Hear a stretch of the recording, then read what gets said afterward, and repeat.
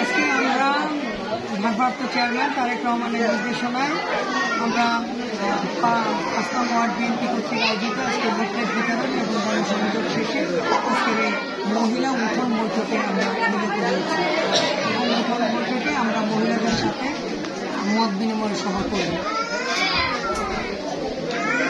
আজকে যে মনোনয়ন দেওয়া হলো বিএনপির পক্ষ থেকে, এ ব্যাপারে আপনার প্রতিক্রিয়া জানতে। আমরা তো আগেই বলেছি আমাদের কেন্দ্র থেকে যাতে নমিনেশন দেবে আমরা তার জন্য কাজ করব, কারণ আমরা আমাদের ভারপ্রাপ্ত চেয়ারম্যান আমাদের বিএনপির সাংগঠনিক অভিভাবক যে নির্দেশনা আমাদেরকে দিয়েছেন আমরা সর্বোপরি আমরা ধানের শীষের জন্য এইখানে কাজ করব, কারণ আমরা মাঠে আছি, আমরা মাঠে এখন পর্যন্ত আমরা কাজ করতেছি ধানের শীষের জন্য এবং আগামী দিনে আমরা সর্বোপরি সবাইকে নিয়ে একত্রিতভাবে ধানের শীষকে বিজয় করবো ইনশাআল্লাহ। আগামী দিনে আমাদের ধানের শীষের বিজয় হবে, এটাই আমাদের সবার চাওয়া।